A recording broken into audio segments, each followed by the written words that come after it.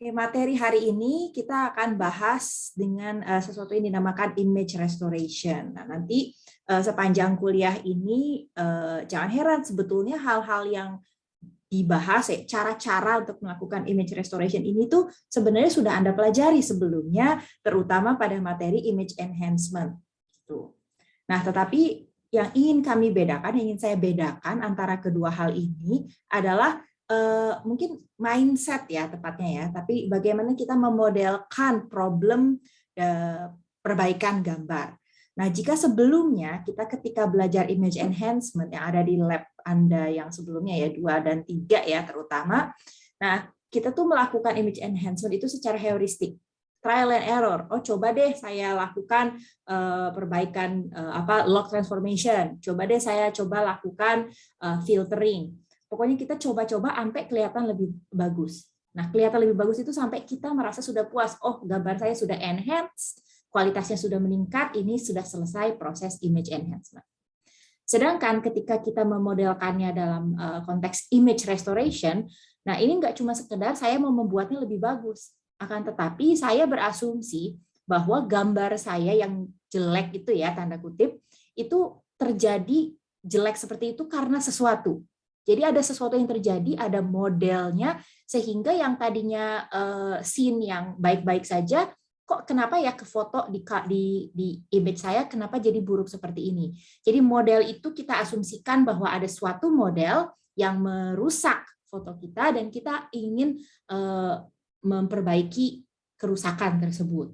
Jadi kurang lebih ada tahap estimate, di mana kita perlu memodelkan, kita melakukan asumsi, kita melakukan pemodelan bahwa gambar saya ini kenapa sih bisa buruk seperti ini, dan kemudian saya berusaha merestore. Jadi dengan cara mungkin model distortion yang tadi, degradation model yang tadi itu saya invert mungkin, atau saya berikan filter-filter atau perbaikan-perbaikan yang dapat reverse atau mengembalikan degradation yang terjadi.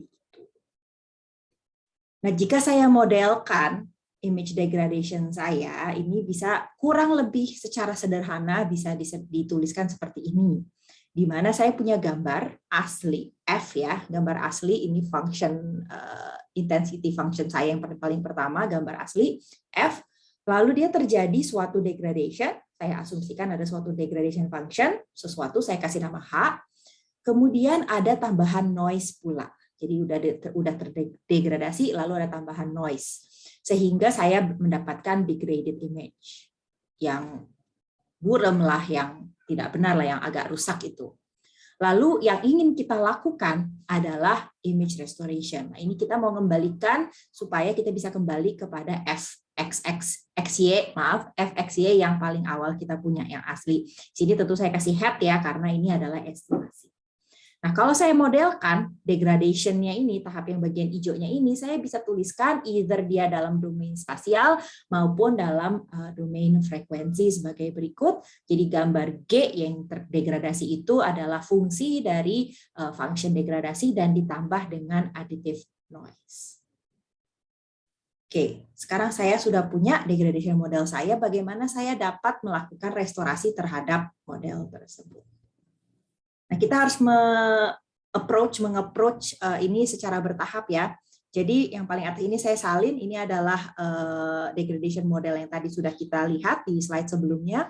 Dan intinya yang mau kita lakukan adalah, ingat definisi image restoration. Saya mau merecover citra yang terdegradasi, si G itu, menggunakan apa yang sudah saya ketahui tentang distorsi. Jadi saya harus tahu dulu kan distorsinya. Nah, pertama saya ingin melakukan estimasi terhadap noise model, yaitu NU atau N ini. Jadi additive noise-nya.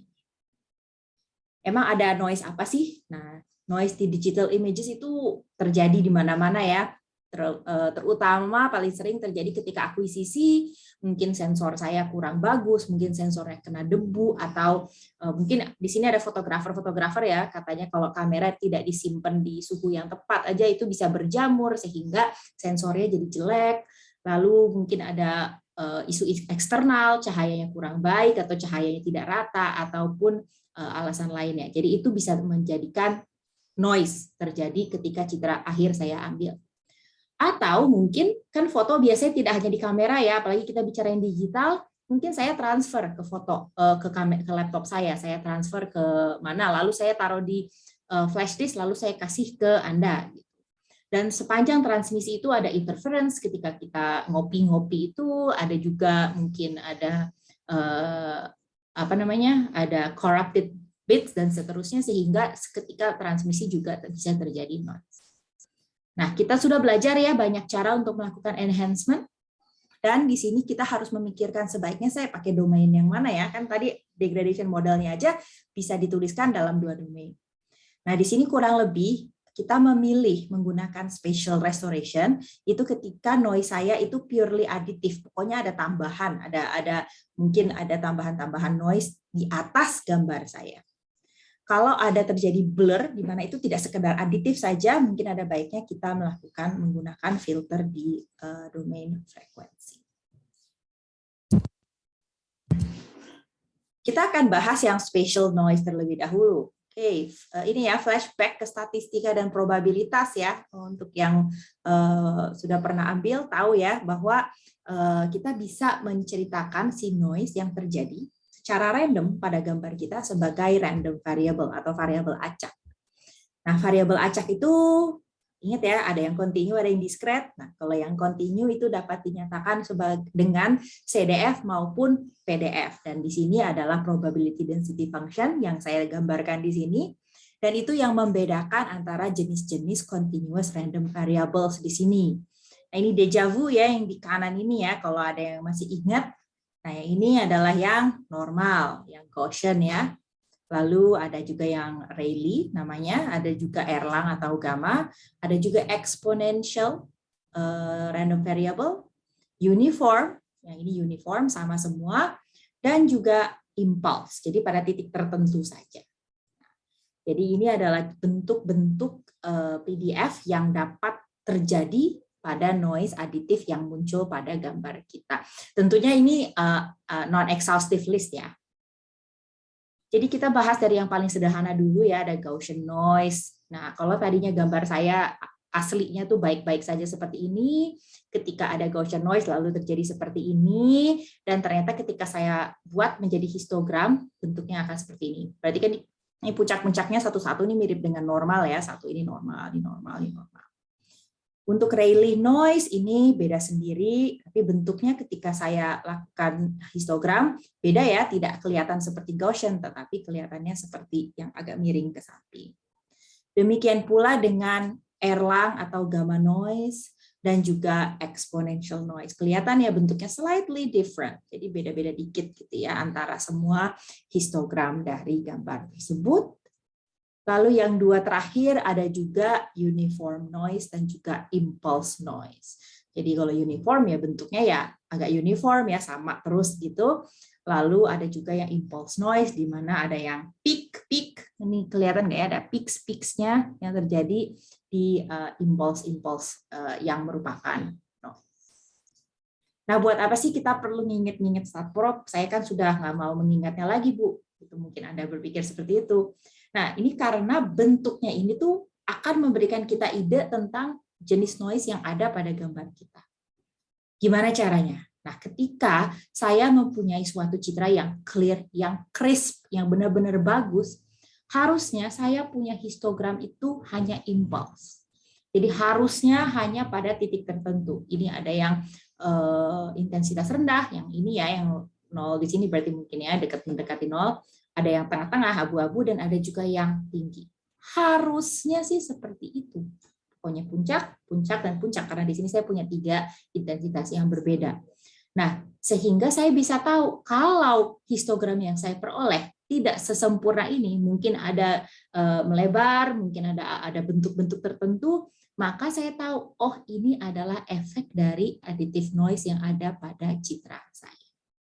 Gimana caranya saya bisa melakukan estimasi? Nah, yang pertama adalah saya kalau punya kamera yang saya pakai. Jadi saya punya gambar-gambar yang agak buruk nih. Kameranya saya punya. Jadi caranya gimana agar saya bisa tahu, bisa mendapatkan model noise-nya? Ini paling gampang. Saya nggak perlu nginget-nginget juga si Gaussian, si Rayleigh, segala saya nggak perlu nginget. saya foto aja suatu permukaan yang plain yang saya sudah tahu. Contohnya gambar seperti ini. Yang sebelah kiri ini adalah ramp ya, adalah ramp image yang cukup standar, dan saya punya informasi tentang harusnya known surface itu seperti apa. It's known, saya tahu ini harusnya seperti apa. Lalu ternyata oleh kamera saya ketangkap seperti yang di kanan. Wah, ini mudah banget ya saya untuk tahu noise-nya seperti apa. Saya tinggal kanan minus kiri gitu ya. Tinggal yang captured image minus clear image. Saya bisa langsung dapatkan pola noise yang ada pada gambar gambar saya. Tentu saja ini asumsinya sangat-sangat jarang terpenuhi ya, karena saya harus tahu exactly foto kamera mana yang saya pakai, dan nggak cuman sekedar saya tahu oh ini merek ini, model ini, enggak. Kamera, the exact kamera yang dipakai, dan itu juga tidak selalu reliable karena bisa aja misalnya ketika saya foto 1 bulan yang lalu dengan sekarang kondisinya juga tidak sama. Jadi cara lain adalah instead of mengandalkan kameranya atau imaging sistemnya itu, saya bisa juga menggunakan gambarnya yang saya dapatkan secara individu. Nah, misalnya kayak gini nih. Saya udah nggak tahu nih kameranya, udah nggak tahu kemana. Saya bisa mengambil gambar yang sudah ada. Gimana caranya saya bisa mengira-ngira bentuk dari noise-nya? Saya bisa ambil satu patch yang kurang lebih homogen. Jadi ini agak manual ya. Saya harus pilih tempat yang agak-agak homogen, yang saya tahu ini harusnya tidak banyak berubah. Lalu saya petakan histogramnya. Nah, ini apa namanya? Strip yang ini ya, strip yang ini saya ambil lalu saya buat histogramnya. Nah, dengan itu saya jadi bisa menduga-duga, oh kira-kira kalau kayak gini bentuknya mungkin mirip dengan normal noise. Jadi antara keenam noise yang kita bahas di sini ada kesamaan di antaranya.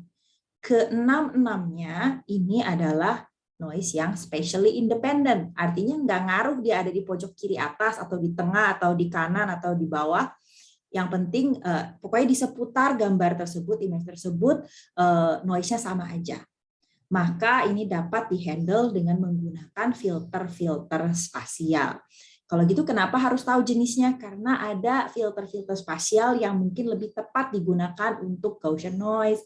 Ada juga filter-filter yang mungkin lebih tepat untuk impulse noise. Sehingga ketika kalau kamu udah tahu nih, oh ini ternyata gambar saya tuh terinfiltrasi dengan impulse noise. Kalau gitu saya bisa pilih filter yang paling baik untuk impulse noise tersebut. Nah, saya akan bahas dengan cukup singkat ya, jika ingin tahu dengan sangat detail tentang masing-masing filternya, ada di modul atau slide yang ada di Skele dan video yang ada di Skele. Tetapi kurang lebih ada beberapa yang mungkin sudah pernah dibahas ya, seingat saya. Ada mean filters, dan ada juga yang arithmetic mean, yang ya pokoknya mean ya, kita ngitung rata-rata, tapi kita tahu juga ada minusnya ya, bahwa kadang-kadang kita kehilangan detail yang sangat halus karena kita meratakan itu kan. Lalu ada juga turunannya, ada juga perkembangannya, ada juga yang dinamakan geometric mean filter. Nah, kemudian selanjutnya ada juga mean filter lainnya, yang mana itu ada harmonic mean filter. Nah, itu kan tulisannya harmonic mean filter works especially well for salt noise. Jadi kalau saya tahu dia cuma salt noise, mungkin saya bisa pakai. Kalau saya tahu dia work well dengan Gaussian, saya tahu kalau noise saya Gaussian, saya bisa pakai. Nah, kalau yang kanan, contra harmonic mean filter itu perfect untuk salt and pepper. Jadi saya bisa menentukan suatu filter dengan suatu filter order tertentu, nilai Q itu bisa saya tentukan, asalkan saya tahu kalau Q-nya lebih besar dari 0, itu untuk menghilangkan pepper noise, Q lebih kecil daripada 0, akan menghilangkan salt noise.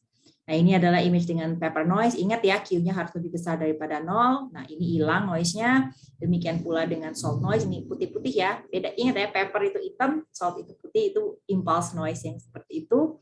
Nah, warnanya hitam dan putih, makanya dikatakan salt and pepper. Lalu ketika saya berikan nilai Q minus, saya akan menghilangkan salt noise. Ini krusial ya, karena kalau saya pas kebetulan lupa nih Q-nya itu harusnya positif atau negatif, itu akan mendapatkan hasil yang sama sekali berbeda. Selanjutnya selain mean filter, nah tadi kan mean filter ya, kalau saya nggak salah ingat di image enhancement pun pernah dibahas ada beberapa kekurangan yang ada pada mean filter, kita bisa menggunakan beberapa alternatif, contohnya median filter. Nah, median filter ini masuknya ke dalam order statistic filters, di mana dia mengambil mediannya ya kalau median, tapi ada juga yang lainnya yaitu alpha trimmed mean dan juga min max filters. Nah, ini bisa ngambil yang besar dan yang kecil dan bisa dilihat beda-beda ya hasilnya antara ketiga filter tersebut. Jadi mungkin pelajaran yang bisa dipetik kali ya dari image restoration dengan spatial filter itu adalah ketika saya punya gambar yang saya tahu ada noise aditif yang spatially independent, artinya rata ya kurang lebih sama di seluruh gambar, maka saya bisa menggunakan spatial filter yang sesuai untuk saya. Apakah approach boleh dicoba-coba spatial filter yang mana ya, boleh-boleh saja, tapi kan buang-buang waktu. Jadi jika saya ingin melakukannya dengan lebih efektif, ada baiknya saya mengestimasi dulu jenis noise apa yang saya punya, sehingga saya bisa memilih dengan lebih tepat spatial filter yang mana yang sebaiknya saya pakai. Lalu kemudian ini adalah perbandingan aja bahwa gambar yang sama nih, sama-sama kena salt and pepper noise, restorasi yang akan berbeda-beda bergantung pada filter apa yang saya pilih. Nah, bagaimana kalau misalkan kita ingat ya, waktu itu kita pernah belajar kalau misalnya approach yang sama di keseluruhan citra, kadang-kadang padahal enggak, kita perlu lebih apa di sebelah sini, tapi yang sebelah kanan ternyata nggak perlu, maka ada juga dinamakan adaptive local noise reduction filter, yang mana menggunakan patches ya, dia pakai local region, patches, dan dia mengubah perilakunya berdasarkan keadaan pada local region tersebut. Jadi dia ngambil local mean, local variance, dan dia baru mendefinisikan filternya berdasarkan area tersebut. Nah, yang bisa dilihat di sini adalah ini menggunakan arithmetic mean, geometric mean, dan adaptive local filter. Yang ingin saya sorot adalah area ini ya. Jadi kalau misalnya pakai arithmetic mean dan geometric mean, kelihatan kalau ini agak blur tuh titik-titik di sekelilingnya. Walaupun untuk geometrik mungkin lebih bagus ya, tapi kalau di arithmetic hilang nih. Begitu. Tapi kalau pakai adaptive dia kelihatan. Satu lagi adalah area yang ini, garis-garisnya itu nggak kelihatan kalau misalnya di geometric mean, tapi kalau di arithmetic mean masih kelihatan, tetapi pakai adaptive local filter dia paling kelihatan dan paling ketat. Oke, nah sampai saat ini asumsi kita noise yang terjadi pada citra saya itu spatially independent. Artinya nggak ngaruh ya dengan lokasinya secara spasial, dia itu sama. Nah, kalau saya punya noise, kan nggak selalu seperti itu ya, nggak selalu ideal yang seperti itu. Bisa saja saya punya noise yang bentuknya periodik. Oke, ini adalah citra yang periodik. Nah, ingat ya, istilah periodik kayaknya baru keluar deh beberapa minggu lalu ketika kita belajar tentang frekuensi domain. Jadi kalau periodic noise itu spatially dependent. Dia pengaruh lokasi dia ada di mana pada citra, dia akan kemunculan dia akan berbeda. Nah, ini dapat di-handle atau dapat ditangani dengan baik jika kita menggunakan frekuensi domain filtering. Nah, jadi ini adalah suatu gambar spatial image di sebelah kiri, ini adalah gambar yang aslinya. Nah, kelihatan ya bahwa noise-nya ini tuh bukan noise kayak yang tadi kita sudah lihat. Enggak kayak noise tambahan Gaussian, noise aditif yang tadi yang Rayleigh segala macam, bentuknya enggak kayak gitu nih, karena bukannya dia nambah-nambahin info secara aditif. Sedangkan ini kelihatannya kayak berulang ya, kayak ini garis-garis kan ya, jadi berulang tuh, secara periodik dia berulang. Nah, maka ketika saya transform dia di sini contohnya adalah Fourier transform. Nah, garis-garis tersebut ingat ya bahwa frekuensi-frekuensi itu akan muncul ketika kita menampilkannya dengan Fourier domain. Nah, di sini jadi kelihatan ini ternyata ada peak yang ada di suatu frekuensi tertentu. Reminder untuk Fourier transform, ketika yang low intensity ada di bawah, low frequency, mohon maaf, low frequency ada di tengah, dan semakin keluar kita high frequency. Nah, maka yang paling satu kelihatan nih, kalau ada sesuatu yang berulang pada kurang lebih diameter yang sama dari tengah ya, kita tahu bahwa frekuensinya sama. Kenapa ya saya punya puncak-puncak titik-titik itu? Nah, itulah noise yang muncul pada gambar saya di domain spasial. Nah, gimana caranya ya saya bisa menghilangkan si titik-titik itu yang mengelilingin itu? Nah, jika sebelumnya kita sudah mempelajari yang dinamakan low pass ataupun high pass filter, nah di sini ada yang dinamakan band reject filters. Coba terjemahkan ya. Jadi ada satu band, satu frekuensi band yang mau saya reject. Saya dalam gambar saya ini, saya nggak mau band yang ini nih, lingkaran ini saya nggak mau. Jadi saya mau reject band tersebut. Nah, secara 3 dimensi dapat divisualisasikan seperti ini band reject filtersnya. Dapat dilihat ya bahwa ini mask ya. Ini kan mask yang akan saya terapkan kepada gambar frekuensi domain yang kanan ini. Kelihatan kalau di mask saya di suatu lingkaran tertentu, suatu diameter tertentu dia bernilai 0. Kalau yang di tempat lain itu bernilai 1. Artinya yang bagian 0 itu nggak akan saya ambil, ya kan? Karena dia mask ya. Nah, tetapi kalau yang ideal band reject filter ini kasar banget kan, yang ini pokoknya 1, 1, 1, 0. Nah, tentu saja itu biasanya tidak terlalu halus hasilnya, maka ada juga adaptasinya sehingga kita bisa dapatkan result filtering yang lebih halus, yaitu Butterworth band reject filter maupun Gaussian band reject filter. Jadi dibikin bentuknya agak lebih halus. Dengan demikian, jika saya punya gambar seperti ini, lalu saya punya Fourier transform seperti ini, lalu saya terapkan band reject filter, ini kurang lebih ya ilustrasinya ya ini, lingkarannya nolnya itu ada di sini kurang lebih ya, maka ketika saya filter dia ini akan hilang karena saya nolkan kan, kemudian ketika saya transform kembali dari Fourier transformnya kembali ke spatial image, jadi inverse ya, saya akan dapatkan citra terestorasi yang seperti ini. Noise periodiknya itu sudah tidak lagi ada pada gambar saya. Nah, ini dinamakan band reject, tapi tentu saja nggak cuma band reject kan ya, ada juga yang dinamakan band pass. Nah, ini lawannya. Kalau tadi band reject 0 di frekuensi tertentu ya, sedangkan band pass filter adalah inverse-nya atau komplemennya, maaf. Jadi yang bagian tengah itu, yang bagian frekuensi tertentu itu justru warna putih dan yang lain-lainnya hitam. Jadi kalau sebelumnya ketika saya lakukan band reject itu saya membuang noise pada frekuensi ini, kalau di sini saya terapkan band pass filter, yang akan saya peroleh adalah justru noise pattern dari citra tersebut. Dan jika saya sudah punya noise pattern seperti ini, kadang-kadang hasilnya ini bisa digunakan secara spasial pula, karena bentuknya jika konsisten ya, saya sudah bisa menggunakan ini secara spasial. Although tentu saja lebih clean kalau kita pakai di domain frekuensi semua, kalau udah terlanjur pakai domain frekuensi semua. Oke, saya akan kembali ke degradation model kita. Ini tadi ya, ini yang paling depan ya. Sampai saat ini kita sudah mengestimasi either additive noise nu di domain spasial ataupun N di domain frekuensi. Jadi saya sudah estimasi si degradation model ini, tetapi hanya noise-nya saja. Nah sekarang, kan saya sudah bilang bertahap ya tadi ya. Nah sekarang ingat bahwa image restoration tujuan saya adalah mengembalikan citra rusak menggunakan knowledge tertentu. New-nya saya sudah tahu. Nah, sekarang yang perlu saya ketahui adalah degradation modelnya. Apa sih yang pertama kali terjadi kepada gambar itu sehingga dia itu rusak atau degradasi seperti ini?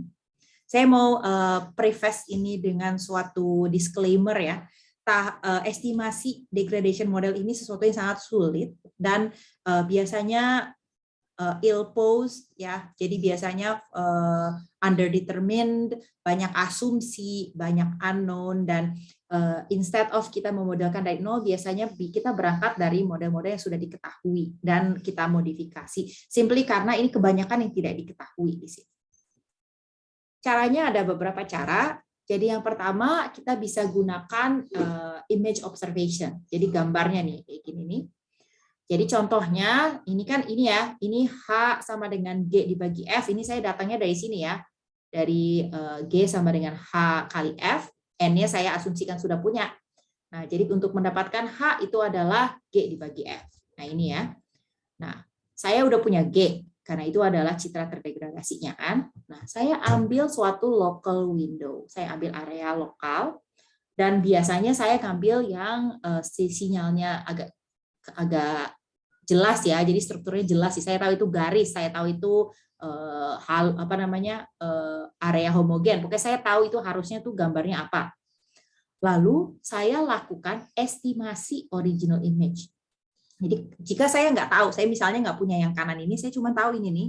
Lalu saya berusaha menggunakan patch tersebut untuk mendapatkan patch ini. Gimana caranya? Ya saya lakukan all of the enhancement techniques yang kita sudah tahu. Mungkin saya lakukan filtering, mungkin saya lakukan sharpening, mungkin saya lakukan edge detection. Oke, semua teknik-teknik yang sebelumnya saya sudah ketahui tentang enhancement, saya lakukan terhadap patch itu saja sampai saya dapatkan, oh ini patch-nya sudah sesuai dengan yang saya harapkan. Nah, setelah itu barulah saya dapat H yang saya dapatkan dari G dibagi Fs, itu adalah estimasi saya ya, udah sampai clear yang saya mau. Lalu saya gunakan H yang saya dapatkan dari patch tersebut, lalu saya terapkan ke seluruh citra. Nah, langsung kelihatan ya minusnya di sini adalah estimasi sampai F hat ini tuh cenderung sangat subjektif. Jadi saya merasa udah puas nih, udah sampai garis dengan tepat, padahal tidak ada cara untuk mengetahui bahwa yang saya anggap sudah baik itu udah benar-benar baik atau sebetulnya terlalu baik ataupun mungkin belum cukup baik. Jadi di sini ada unsur subjektivitas dari siapapun yang memproses gambar tersebut. Cara lain adalah menggunakan experimentation. Lagi-lagi kalau kita bisa mendapatkan alat yang mirip, di sini tulisannya mirip ya, similar ya. Tentunya lebih ideal kalau saya bisa dapatkan alat pengambil gambar yang exactly the same ya untuk pengambilan gambar. Lalu saya perlu mengambil citra dari suatu impulse. Nah, impulse ini biasanya pakai satu light source yang single wavelength ya, jadi kayak laser gitu misalkan. Dan saya coba impulse gitu, saya foto gitu dengan menggunakan alat saya. Nah, seharusnya jika dia impulse yang bersih, yang benar-benar clean dan tidak terdegradasi, ketika saya Fourier transform, harusnya dia adalah suatu konstan, yaitu suatu konstan A atau 2 atau apa, pokoknya suatu konstan lah ya.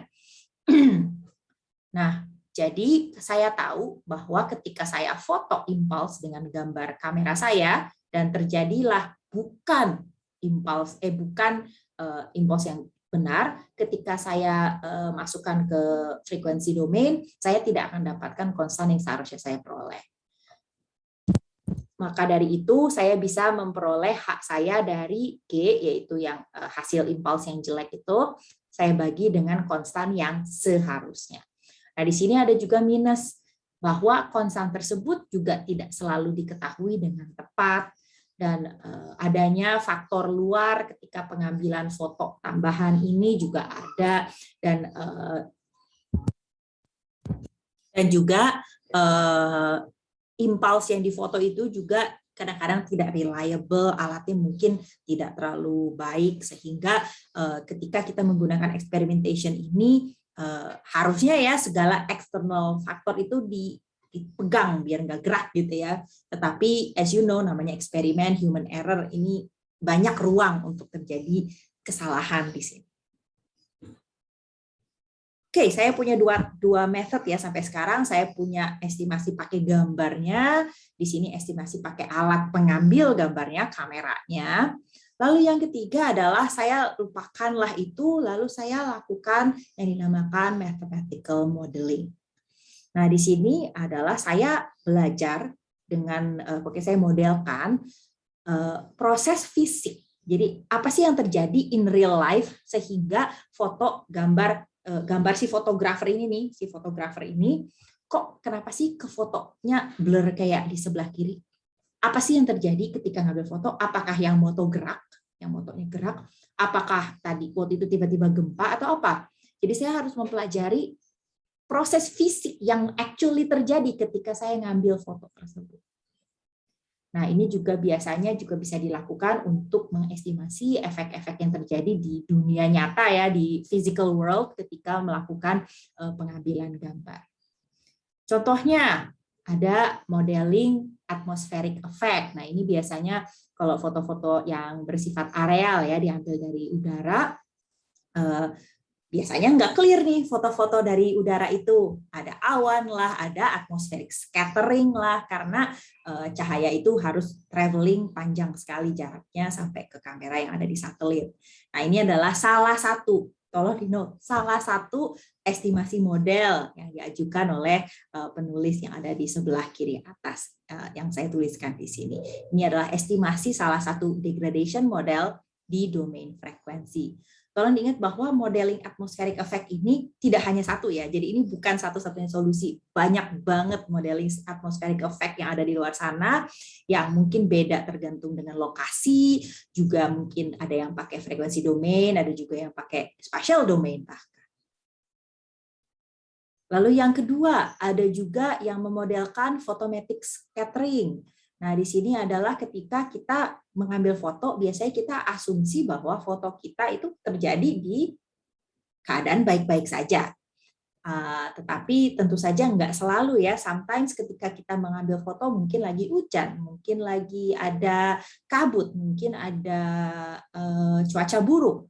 Nah, ini juga terjadi secara fisik, perubahan gerakan cahaya sehingga mempengaruhi pula foto yang ketangkep di kamera saya di akhirnya.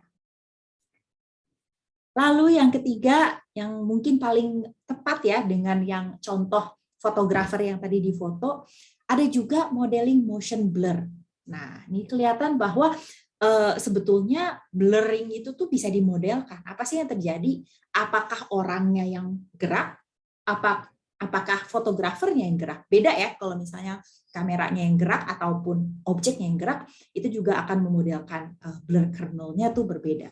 Dan ini banyak sekali estimasinya berdasarkan data, berdasarkan modeling. Ada juga yang menggunakan sensor-sensor ya. Jadi misalnya ini orang yang lagi main bola nih ya, ada juga di mana dia tuh dikasih alat gitu untuk melihat gerakan dia tuh seperti apa gitu. Jadi banyak sekali approach-nya. Ada juga yang cuma pakai gambar aja, pakai foto, pakai data. Oh, ini bisa diperbaiki dan seterusnya. Dan sehingga ini adalah salah satu contoh modeling motion blur yang ada 2008 ini yang memodelkan motion blur pada pertandingan olahraga.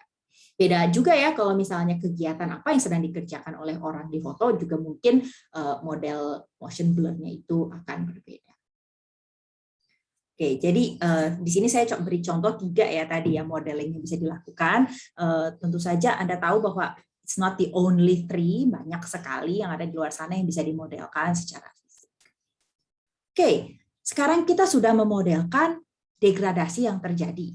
Mau itu saya pakai eksperimen kek, mau saya pakai pengamatan gambar yang paling depan tadi, mau itu saya pakai modeling matematis. Sekarang how do I fix it? Gimana caranya saya bisa memperbaiki gambar saya? Paling sederhana adalah ya pokoknya ini equation ini saya inverse aja lah ya. Bisa ya? Bisa. Saya bisa melakukan inverse dari model-model yang saya punya di sini. Tetapi kadang-kadang ketika kita lakukan inverting itu, kenapa itu tidak ideal? Karena biasanya melibatkan lebih dari satu hal yang tidak diketahui. Jadi mungkin ada estimasi bertahap. Saya perlu estimasi, saya beri contoh yang saya ketahui ya. Misalnya di sini saya harus estimasi yang saya ketahui di sini kan J ya. Yang saya ketahui itu I, saya mau estimasi J. Saya harus estimasi theta, saya harus estimasi A. Jadi kayak ada berbagai lapis estimasi yang perlu saya lakukan. Sedangkan belum tentu benar juga kan di setiap estimasi saya. Nah, sehingga kita mengintroduce proses yang agak kompleks belum tentu baik juga. Nah, salah satu cara yang bisa dilakukan dengan paling mudah, ini saya taruh paling depan, adalah karena dia cukup general, bisa untuk apa saja, bisa untuk modeling-modeling apa saja. Ini dinamakan dengan winner filter. Nah, si winner filter itu dimodelkan pertama kali itu untuk memperbaiki motion blur. Akan tetapi ternyata pada implementasinya dia itu bisa digunakan untuk macam-macam, untuk berbagai macam degradasi. Dan plusnya pula, dia itu menganggap bahwa sekalian aja deh saya handle degradasi H dan juga noise N atau NU. Jadi dengan satu filter ini kita bisa handle both. Saya bisa handle noise, saya bisa handle degradasi. Beres kan dalam satu tahap? Dan di sini kelihatan adalah caranya si hasil winner filter dapat memperbaiki citranya. Jadi ini adalah clear image-nya, ini adalah motion blur, degradasi, dan juga additive noise. Dan ini adalah winner filter result dengan banyak varians noise-nya. Jadi ada parameter noise yang perlu diinputkan ke dalam winner filter. Untuk rumus winner filternya silakan lihat di slide yang ada di scale. Dan kita dapatkan gambar yang almost perfect lah ya, tidak sama persis tapi almost perfect dari restorasi. Oke. Tadi saya bisa lakukan bertahap ya. Saya bisa lakukan tadi estimasi noise dulu, estimasi model dulu, lalu saya lakukan secara manual. Bisa. Atau saya malas, saya pakai winner filter aja sekaligus selesai. Bisa. Tetapi ada juga cara yang lebih these days ya, lebih masa kini. Mungkin Anda sudah pernah dengar, ada yang dinamakan image to image translation. Jadi kurang lebih yang kita punyai adalah misalkan saya di contoh ini saya ingin memetakan citra-citra input yang di kiri itu saya ingin petakan ke citra-citra di kanan. Dalam kata lain saya ingin memetakan gambar-gambar tidak berwarna ke gambar-gambar berwarna, gitu ya.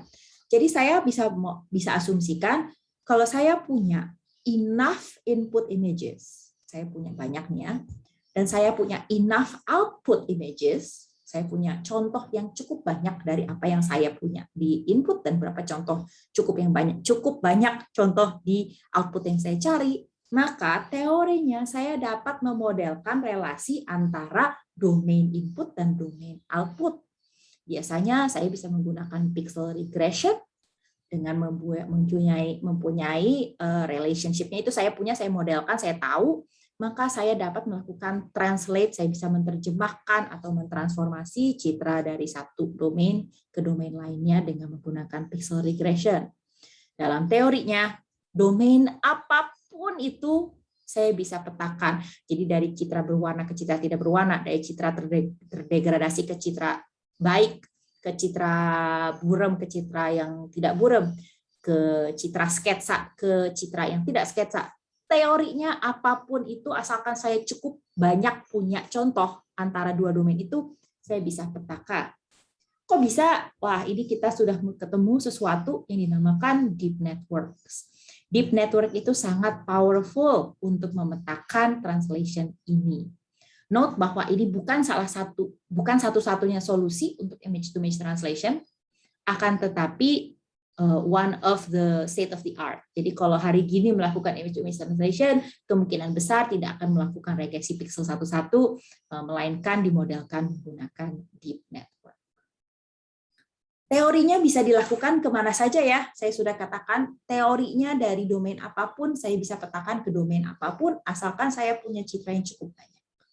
Dan kalau saya punya citra yang cukup banyak, saya bisa memodelkan suatu deep network, deep learning for image restoration, dari semua gambar-gambar yang buram ke semua gambar-gambar yang clear. Beberapa alternatif yang mungkin bisa digunakan, itu ada fully convolutional networks. Anggaplah itu bacaan dulu, kita tidak akan bahas saat ini. Stay tuned untuk materi deep learning for computer vision dan deep learning for image processing. Setelah UTS kita akan bahas lebih detail lagi tentang ini. Oke. Nah, sekarang saya punya gambar buram kayak gini ya. Ini adalah gambar saya. Saya sekarang udah punya banyak cara ya untuk memperbaiki dia. Tadi saya udah berikan alternatif untuk melakukan bertahap dari noise-nya ke degradasinya. Saya juga bisa lakukan winner filter ataupun saya lakukan deep learning untuk memetakan ke citra yang baiknya. Oke. Seperti ini ya, saya dapatkan hasilnya. Saya ingin tanya pada Anda, citra ini tuh sebagus apa sih? Udah baik belum? Ada efek-efek yang menurut Anda masih belum benar? Ini udah benar-benar ideal belum ya? Udah benar-benar sempurna nggak ya restorasi yang saya lakukan di sini? Nah, oke, kalau misalkan saya punya citra ground truth-nya, kalau saya punya, gampang ya, saya tinggal compare aja, tinggal hitung aja errornya kalau saya punya gambar ground truth-nya. Tetapi biasanya ketika saya punya suatu foto, kan pernah ada yang nanya ya kalau nggak salah ya, gimana kalau foto-foto tua itu direstorasi? Kan nggak ada ya originalnya. Nggak ada. Yang seharusnya itu tuh tidak ada ya, tidak eksis ya. Kalau originalnya nggak ada, kita perlu mengukur sebagus apa hasil yang kita peroleh. Nah, ini akan nyambung ke bagian 2 dari kuliah ini. Saya akan